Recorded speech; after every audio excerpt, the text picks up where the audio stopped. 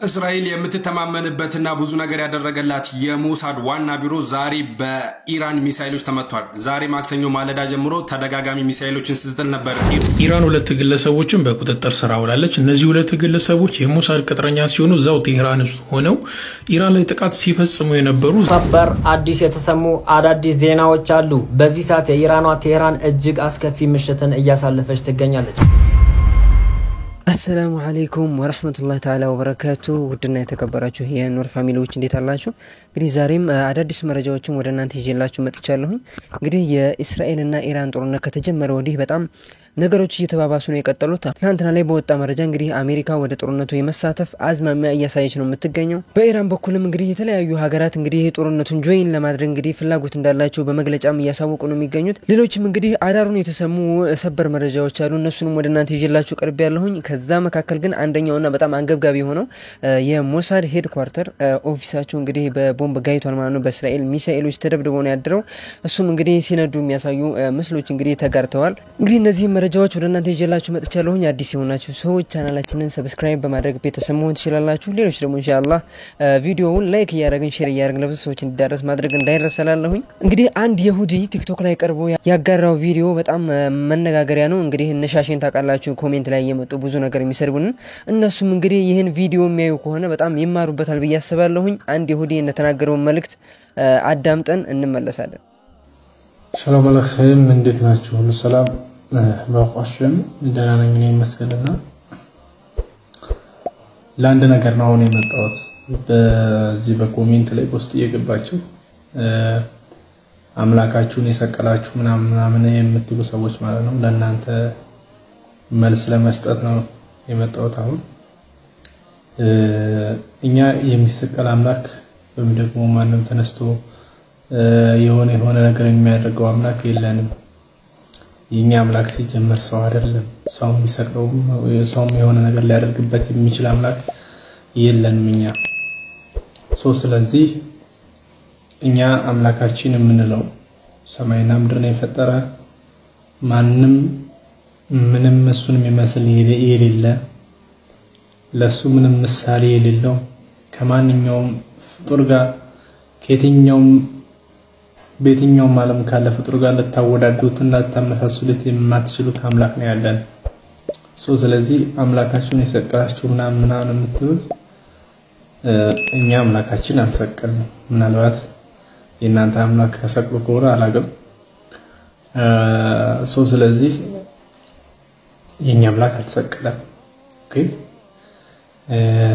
ይሄን እንድታውቁት ያው እነሻሽ ታቃላችሁ እንግዲህ የሃይማኖት ምናምን ነው የሚመስላቸው እሱን እንግዲህ ክሊር እንዲሆንላችሁ ግልጽ እንዲሆንላችሁ ብለን ነው ይሄን መረጃ ያቀረብንላችሁ እና ኮሜንት ላይም እንግዲህ ዞር ስንል ነበር ኮሜንት ላይ አንድ ወንድማችን ይሄን ጥያቄ ጠይቆታል እሱም እንግዲህ በሚያዝናና መንገድ ሰውየው የሚመለሰው አይደለም እንደዚህ ብሎ ነው የመለሰለት ወደ ሌሎች መረጃዎች እንግዲህ ስናልፍ በኢራን ውስጥ እንግዲህ የእስራኤል ሰላዮች በመግባት ብዙ ጀነራሎቻቸውን እንግዲህ ሻሂድ አድርገዋል ወይም ደግሞ መስዋዕት እንዲሆኑ አድርገዋል ይህም ደግሞ ያደረጉ ያሉት በሶሻል ሚዲያ ፔኔትሬት በማድረግ እየተከታተሉ ነው አሳስኔት የሚያደርጓቸው ማለት ነው ይህንም እንግዲህ ሲያደርጉ የነበሩ ሁለት የእስራኤል ሰላዮች ኢራን በቁጥጥር ስር አውላለች እንደሚባለውም ከሆነ እንግዲህ እነዚህን የሚያዙ ሰዎች ከሚሳኤል ጋር አያይዛ ወደ ቴል አቪቭ ነው የምትልካቸው የሚባል መረጃዎች አሉ እርግጠኛው እንግዲህ ትክክለኛ መረጃ ይሁን አይሁን ማረጋገጥ ባንችልም ነገር ግን ደግሞ ከሚሳኤሎቹ ጋር አስራ ነው የምትለቃቸው የሚባል አንዳንድ መረጃዎች ወጥተዋል ልክ ነው አይደለም የሚለውን እናንተ ኮሜንት ላይ ሐሳባችሁን ታስቀምጣላችሁ ቀጥታ ወደ ቪዲዮ ኢራን ሁለት ግለሰቦችን በቁጥጥር ስር አውላለች እነዚህ ሁለት ግለሰቦች የሞሳድ ቅጥረኛ ሲሆኑ እዛው ቴህራን ውስጥ ሆነው ኢራን ላይ ጥቃት ሲፈጽሙ የነበሩ ዛሬም ደግሞ ጥቃት ሊፈጽሙ አንድ ቦታ ላይ ሲዘጋጁ በነበሩበት ወቅት ነው ከጀርባ የምትመለከቷቸው ሁለት ግለሰቦች ማለት ነው በቁጥጥር ስር ያዋላቸው ኢራን የውስጥ ደህንነቷን ባለማጠናከሯ ብዙ ዋጋ ስትከፍል ነበር ለወደፊትም ብዙ ዋጋ የሚያስከፍላት አንዱ ነገር ቢኖር ይህ ነው የጦር ጀትና የውስጥ ደህንነቷን አለማጽዳቷ እስካሁን ድረስ ክፍተቷ የጦር ጀት የዘመኑ የጦር ጀቶች እጇ ላይ የለም ዋንኛው ክፍተቷ ግን ደህንነቷ ላይ ነበር አሁን ላይ እየለቀመቻቸው ትገኛለች። በጣም በብዙ ሺህ የሚቆጠሩ እንግዲህ የሞሳድ ሰላዮችን ወደ ኢራን ቴህራን ውስጥ በማስገባት ብዙ ግድያዎችን የምታደርገው እንግዲህ በእነዚህ የደህንነት አካላቶቿ ነው። ከዛውም ውስጥ ድሮኖችን እያመረቱ ጀነራሎቹና የተለያዩ ባለስልጣናትን እየገደሉ እንደሆነ እንግዲህ እየታዘበን ነው የምንገኘው። እነዚህንም ለማጽዳት ኢራን እንግዲህ ከፍተኛ የሆነ የሰላዮችን የማጽዳት ዘመቻ ጀምራለች። በዚህም እንግዲህ ሁለት የተያዙ አሉ። ከዚህ በፊትም የተያዙ ብዙ ሰዎች አሉ። እንግዲህ ኢራንን በጣም እየተተቸችበት ያለበት ጉዳይ አንዱና ወሳኙ ነገር እንግዲህ የደህንነቷ ጉዳይ ነው። የደህንነት ሴኩሪቲዋ ላይ በጣም ብዙ ክፍተቶች እንዳሉ በጣም እየተተቸች ነው የሚገኘው። ከዛ ውስጥ ግን መካከል በጣም እንድትተች ያደረጋት አንድም ሶሻል ሚዲያው ያው እንግዲህ የነጮቹ በመሆኑ ያንን በመጠቀም ነው የተለያዩ ጀነራሎችና ባለስልጣኖችን ለመግደል የበቁት ማለት ነው። እንግዲህ ኢራን ባደረገችው የሞሳድን አታክ እንግዲህ መሰረት እስራኤልም አጸፋውን መልሳለች። በዛም መልስ ቴህራን እንግዲህ ስትነድ ነበር። እንግዲህ በተቃራኒው ቴህራን ውስጥ እንግዲህ የተለያዩ ቦታዎች ላይ የእሳቶች ሲነዱ እንግዲህ ተስተውለዋል። እሱን መረጃ እንመለከት። ሰበር አዲስ የተሰሙ አዳዲስ ዜናዎች አሉ። በዚህ ሰዓት የኢራኗ ቴህራን እጅግ አስከፊ ምሽትን እያሳለፈች ትገኛለች። ከላይ እንደምትመለከቱት ቪዲዮ እጅግ ትልቅ ጥቃት እየተሰነዘረባት ይገኛል። ኢራንም ለመመከት የቻለችውን ሁሉ እያደረገች እንደሆነ እየተዘገበ ይገኛል። ነገር ግን ጥቃት እየተሰነዘረባት ያለው በአሜሪካ ይሁን በእስራኤል የአየር ጀቶች በየትኛው እንደሆነ እስካሁን የተነገረ ነገር የለም። ሌላኛው ደግሞ አስደናቂው ዜና በዚህ ሰዓት ኢራን ትላልቅ ሚሳኤሎችን ወደ እስራኤል የላከች ሲሆን እንደተዘገበውም ከሆነ ከመሬት ስር ጠልቀው የሚገቡ ባላስቲክ ሚሳኤሎች እንደሆኑ እየተነገሩ ይገኛሉ። ከዚህ በፊት ከተተኮሱት ሚሳኤሎች ለየት ያለ እንደሆነ ባለስልጣናቱ እየተናገሩ ይገኛሉ። አዲስ ዜና ሲኖር አሳውቃችኋለሁ። ቪዲዮ ግን በደንብ ሼር፣ ኮፒ ሊንክ፣ ሪፖስት እያደረጋችሁ አዳርሱት። እንግዲህ እየወጡ ባሉ መረጃዎች እንግዲህ 4 ቀን በፈጀው ጦርነት እንግዲህ ብዙ ጉዳት ከሁለቱም ሀገራቶች መካከል ተከስተዋል። ኢራን ግን አሁንም ድረስ እንግዲህ በጣም ከፍተኛ የሆነውን የጥቃት ማዕበልን ገና አልጀመርኩም፣ ይህ የሙከራ ስርጭት ነው እያለች ነው የምትገኘው። እንግዲህ የተለያዩ ሚሳኤሎች እንዳላት ሁላችንም እናውቃለን። እነሱንም በተለያዩ ጊዜያት ወደ ቴል አቪቭ በመተኮስ እንግዲህ እየሞከረችባቸው ነው የምትገኘው። የኢራን ሚሳኤሎችም እንግዲህ ዓለም እየታዘባቸው እንደሚገኘው በጣም ከፍተኛ የሆነ የማጥቃት ኃይል ያላቸው እንደሆኑ እንግዲህ ለዓለም እያሳየች ነው የምትገኘው ኢራን። እንግዲህ ይሄንም ጥቃት እንግዲህ ካደረጉ በኋላ አያቶላህ አሊ ካሚኒ በሰጡት መግለጫ እንግዲህ ገና እንቀጥላለን እያሉ ነው። እሱን መረጃ እንመለከታለን። እስራኤል ከዚህ በፊት ቀምሳ የማታቀውን የሚሳኤል ቅጣት ነው ማቀምሳት ስትል ኢራን ተደምጣለች። ይህ የሆነው የኢራን ስቴት ቲቪ ከተቃጠለ በኋላ ነው። ሁላችሁም እንደምታውቁት እንግዲህ እስራኤል በኢራን ስቴት ቲቪ ላይ ጥቃት ሰንዝራለች፣ በቦምብ ታግዛ ማለት ነው። ከዛ በኋላ ኢራን መግለጫ አውጥታለች። መግለጫው ደግሞ በእስራኤል ምድር እስካሁን ድረስ ያልታየ ቅጣትን በሚቀጥሉት ጊዜያታት እንደምትቀጣት ነው። ይህ ደግሞ የሚያሳየው ከአርብ ጀምሮ በእስራኤልና በኢራን መካከል ያለው ጦርነት የበለጠ እየጠነከረና እየተፋፋመ እንደሚሄድ ነው። ከዛ በተጨማሪ ግሩፕ 7 አባል አገራት ስብሰባ በካናዳ እንደነበረ የሚታወቅ ነገር ነው። የዩኤስ ፕሬዝዳንት ዶናልድ ትራምፕ በአስቸኳይ ወደ ዩኤስ ተመልሷል። አብዛኞቹ ወደ ዩኤስ የተመለሱበት ዋነኛ ምክንያት የመካከለኛው ምስራቅ ጦርነትን ማለትም የኢራንና የእስራኤልን ጦርነትን ወደ ሲስፋየር ወይም ደግሞ ወደ ተኩስ አቁም እንዲገቡ ለማድረግ ነው ሲሉ ይደመጣሉ። ነገር ግን እውነታው እንደዛ አይደለም። ኢቭን የዩኤስ ፕሬዝዳንት ዶናልድ ትራምፕ በሶሻል ሚዲያዎች ላይ የቴህራን ህዝቦች ከኢራን ዋና ከተማ ለቀው እንዲወጡ ለጥፈዋል፣ አጋርተዋል። ከዛ በተጨማሪ ደግሞ ኢራን ኒውክሌር ቦምብ የሚባል ወይም ደግሞ የኒውክሌር የጦር መሳሪያ አትታጠቁም ስትል ተደምጣለች። ከዛ በተጨማሪ እስራኤል በኢራን ዋና ከተማ በቴህራን የሚገኙ ወደ 300,000 የሚጠጉ ህዝቦች ለቀው እንዲወጡ ጥሪ አቅርበዋል። ስለዚህ ይህ የሚያሳየው ነገር በሚቀጥሉት ጊዜያት የሁለቱ ጦርነት ኢንቴንስ የሆነ ወይም ደግሞ እንደ ጋለ ብረት እየተለበለበ እንደሚሄድ ነው። እስካሁን ድረስ እንግዲህ እየወጡ ባሉ መረጃዎች ኢራን እየተኮሰች ያለችው በጣም ሃይፐርሶኒክ ያልሆኑትን ቀለል ያሉትን ሚሳኤሎች ነው እየተኮሰች ያለችው።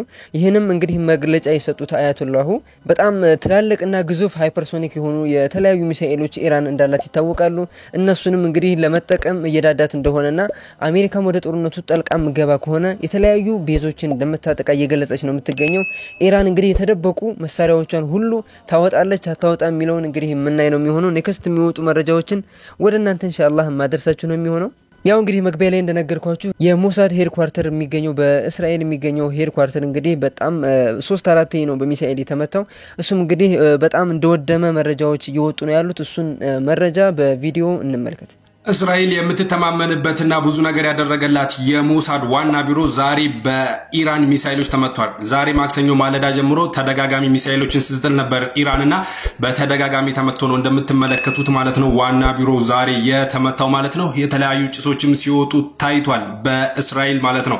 ይህም ደግሞ ባጸፋው እስራኤል ዛሬ አዲስ የተሾመውን የኢራኑን ዋና የጦር አዛዥ ማለት ነው እንደዚሁ በአየር ድብደባ በመካከለኛው ቴህራን እንደገደለችው አሳውቃለች ማለት ነው። ዛሬ ማክሰኞ ትላልቅ ነገር ሁለቱም ሀገራት ሰርተዋል ማለት ነው። ለተመሳሳይ መረጃ የፕላስ ምልክቱን መጫናችሁን አትርሱ። ኢራን እንግዲህ ብልጫ ተወስዶባታል ተብሎ ከሚታሰቡት ነገሮች መካከል አንደኛው የደህንነት ተቋማት ነው። ሞሳድ እንግዲህ በዓለም ላይም በጣም ትልቅ ስም ያለው ሞሳድ ድርጅት ነው፣ የስለላ ድርጅት ነው። እንግዲህ ኢራንንም በጣም እያስቸገራት ነው ያለው። ብዙ ጀነራሎቿን እንግዲህ እንድታጣ አድርጓታል። ይህንም ድርጅት እንግዲህ ከስር መሰረቱን ለማጥፋት እንግዲህ የጀመረችው ጥቃት አለ። እሱም ደግሞ ኳርተሩ በዋና መስሪያ ቤቱ ላይ እንግዲህ ከፍተኛ የሆነ ጥቃት አድርሳለች። እንዲሁም ደግሞ በኢራን ውስጥ የሚገኙ የተለያዩ የሞሳድ ደህንነት ኤጀንቶችን ሰላዮችን እንግዲህ እየተቆጣጠረች እንደምትገኝ መረጃዎች እየወጡ ነው ያሉት። እነሱም ደግሞ መያዝ እንግዲህ የጦርነቱ ከፍተኛ አካል እንደሆነ እንግዲህ እየተዘገበ ነው የሚገኘው። ለዚህም እንግዲህ የተለያዩ የሶሻል ሚዲያ አማራጮችን እንግዲህ ኢራናውያን ከመጠቀም እንዲቆጠቡ በአያቶላሁ እንግዲህ ጠይቀዋል ማለት ነው። ያም በእነዚህ ሶሻል ሚዲያዎች እንግዲህ እየተከታተሉ ጀነራሎቿንና ያሏትን አመራሮች እንደሚያጠቁ እንግዲህ ደርሳበታለች።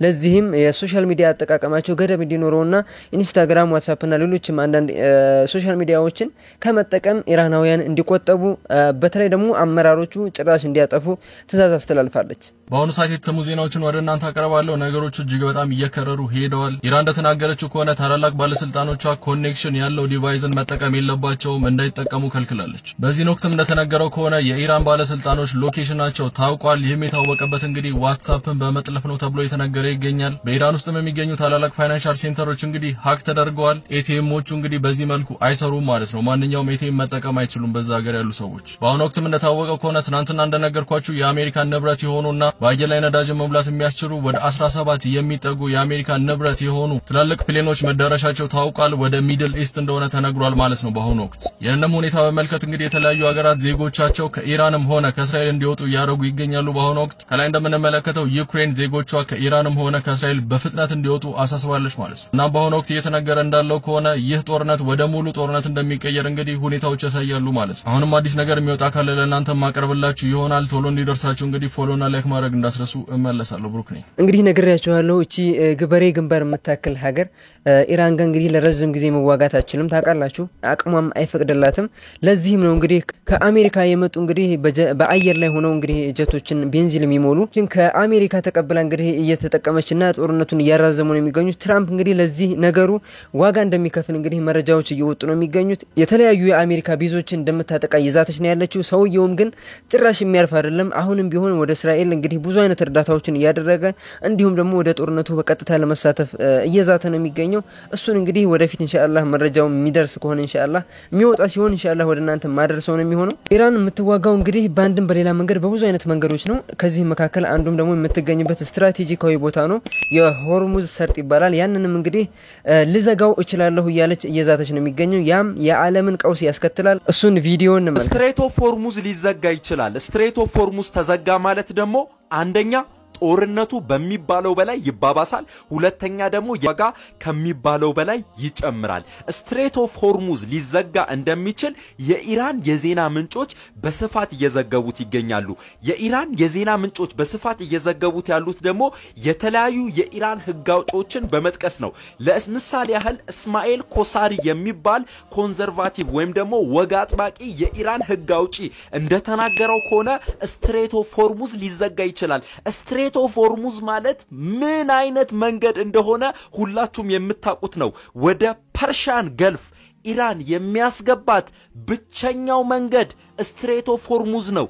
የተለያዩ ነዳጆችን በማጓጓዝ ሂደት ውስጥም ደግሞ ምን ያህል ቁልፍ ሚና እንደሚጫወት የሚታወቅ ነገር ነው። ስትሬት ኦፍ ሆርሙዝ በአንድ በኩልን ኢራንን ስፕሌት የሚያደርግ ወይም ደግሞ የሚነጥላት ነው። በሌላ በኩል ደግሞ ኦማንንና ዩናይትድ አረብ ኤሚሬትን የሚነጣጥል ቦታ ነው። ከዛ በተጨማሪ ስትሬት ኦፍ ሆርሙዝ ቅድም እንዳልኳችሁ ምንም እንኳን ወደ ፐርሺያን ገልፍ ኢራን የሚያስገባት ብቸኛ መንገድ ቢሆንም እንኳን ፐርሺያን ገልፍና እንዲሁም ደግሞ የኦማን ገልፍን የሚያገናኝ ቦታ ነው። ከዛ በተጨማሪ ደግሞ የአረቢያንን ሲን ከኢንዲያን ኦሽን ጋር የሚያገናኝ ነው። ሁላችሁም እንደምታውቁት በዓለማችን ላይ በነዳጅ ማጓጓዝ ሂደት ውስጥ ከፍተኛ ሚና የሚጫወት መንገድ ሆኖ የሚያገለግል ነው ስትሬት ኦፍ ሆርሙዝ። የተለያዩ የኢራን ህግ አውጪዎች እንደሚናገሩት ከሆነ ይህ መንገድ ሊዘጋ የሚችልበትን ኮንሲደር እያረገች ነው ኢራን ሲሉ ገልጸዋል። ይህ ከሆነ የኢራንና የእስራኤል ጦርነት ከሚባለው በላይ ይጨምራል። ከዛ በተጨማሪ ደግሞ የነዳጅ ዋጋ ከሚባለው በላይ ከፍ ይላል ተብሎ ይታሰባል። የዓለም የነዳጅ ዘይት እንግዲህ እንቅስቃሴ ከፍተኛ እንቅስቃሴ ያለው እንግዲህ በሆርሙዝ ሰርጥ ውስጥ ነው የሚገኘው። ለዛም እንግዲህ ለኢራን በጣም ቅርብ ነው። እንግዲህ ያንን ባህረ ሰላጤ እንግዲህ ኢራን እዘጋዋለሁ እያለች እየዛተች ነው የሚገኘው። እንግዲህ ጦርነቱ በዚህ የሚቀጥል ከሆነ ኢራን እንግዲህ ተጽዕኖዋን ለማሳደር ይሄን ሆርሙዝ ሰርጥ መዘጋው ከሆነ ከፍተኛ የሆነ የነዳጅ እጥረት ዓለም ላይ ይከሰታል ተብሎ ይታሰባል። እንግዲህ ሌሎች መረጃዎች የሚወጡ ካሉ ኢንሻአላህ የተከታተልኩ ማቀርብላችሁ ነው የሚሆነው። እንግዲህ ለዛሬ ያዘጋጀኋችሁ ቪዲዮዎች እነዚህ ነበሩ። እስካሁን አብራችሁ የቆያችሁ ሰዎች ላይክ፣ ሰብስክራይብ ያደርጋችሁ ቪዲዮውን ጨርሱ። ወሰላሙ አለይኩም ወራህመቱላሂ ወበረካቱ።